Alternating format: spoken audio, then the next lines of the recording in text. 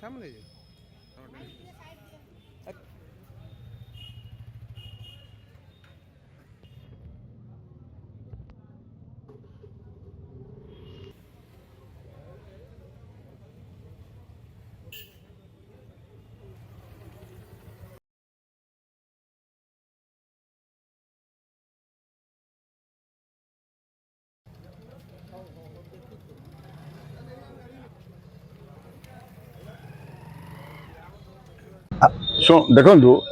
आज भवप्रसाद दासकर गोटे जमिन थी शुणी हबार और से शुणी है ସେଇଟା ହେଉଛି ବିରଜାହାଟରେ ଜଣେ ମଦନ ନାୟକ ବୋଲି ଜଣେ ଲୋକ ତାଙ୍କ ନାଁରେ ଏତଲା ଦେଇଥିଲେ। ସେଇ କେସରେ ପ୍ରଥମେ ଭବପ୍ରସାଦ ଗିରଫ ହୋଇଥିଲେ ଏବଂ ସେ ଲୋକଟି ଆଜି ସେ ଗୋଟେ ମଧ୍ୟ ସତ୍ୟପାଠ ଆସି କୋର୍ଟରେ ଦାଖଲ କରିଛି ଯେ ତା ଦସ୍ତଖତକୁ ଜୋର ଜବରଦସ୍ତି କିଛି ଲୋକ ନେଇଯାଇଥିଲେ ଏବଂ ସେ କେସ୍ ବିଷୟରେ କିଛି ଜାଣିନାହିଁ। ଆମର ଯୁକ୍ତି ଥିଲା ଜଜ୍ ମାନ୍ୟବର ଅଦାଲତ ପାଖରେ ଯେ ଯିଏ ଏତଲା ଦେଇଛି ସେ ଆସି କହୁଛି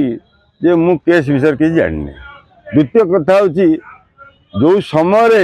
भवप्रसाद दास गिरफ कराई से समय 22 तारीख फ्लाइट टिकेट था से बॉम्बे जाई कैंसर हॉस्पिटल देखते चेकअप करता ये परिस्थिति गिरफ कराटा गोटे अमानवीय घटना जना पड़ी और माननीय अदालत ये विषय सब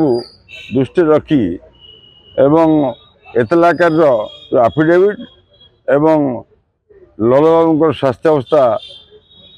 कथा को जजमेंट राय उल्लेख करी जमीन प्रदान कर जमीन प्रदान हेले जेहेतु आ तीनोटी केस ललबाबू नाँ अच्छी सी जेल मुक्ति पारे ना सब डेट होगी परवर्त तारीख आज आउ गोटे केस थिला जो थाना घेरू केस से क्राइम ब्रांच चेकअप कर क्राइम ब्रांच सीडी देवाई टाइम नहीं तेणु परवर्ती डेट होती जोटा कि आमको जना नहीं पर जना पड़ो सब बाहरी पारे अन्य मामला बेल ना लव जेल मुक्ति पारे। आज से तांकर जो ये जाजपुर हाट केस रे जो थानाटा जो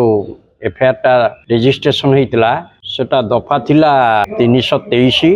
पुराना ओल्ड दफा अनुसार 323 ओल्ड आईपीसी अनुसार 379 506 आउ कॉमन इंटेंशन एटा ओल्ड आईपीसी अनुसार थिला किंतु न्यू बीएनएस रे फॉरवर्ड हेतिले एथिरे अभियोग हेतिला जे आठ जने वेंडर वेजिटेबल वेंडर जने अभियोग करथिले एमती माने भवप्रसाद दास नेतृत्व रे किछि लोक आसी ऑब्स्ट्रक्शन कले एवं ताको हाट करे देलेनी एवं ताको परिपत्र फोपाडे देले एंड से इन्फॉर्मेंट मध्ये गोटे करिथिले जे कि some amount has been snatched away यारी ऊपरे आज शुणानी हेतिला ए बेल पिटिशन पुलिस एथिरे मध्ये up to date case diary मान्यवर जिला जज कोर्ट रे दाखल करथिले। जिला जज माने डिफेन्स लॉ ठार सुनिला परे एवं सरकार शुणिला परे आज यही केस रे गोटे केस रे तांकर जमीन मंजूर करा जायछि। जने जने जमीनदार सहित 10,000 टंका सिक्यूरिटी एवं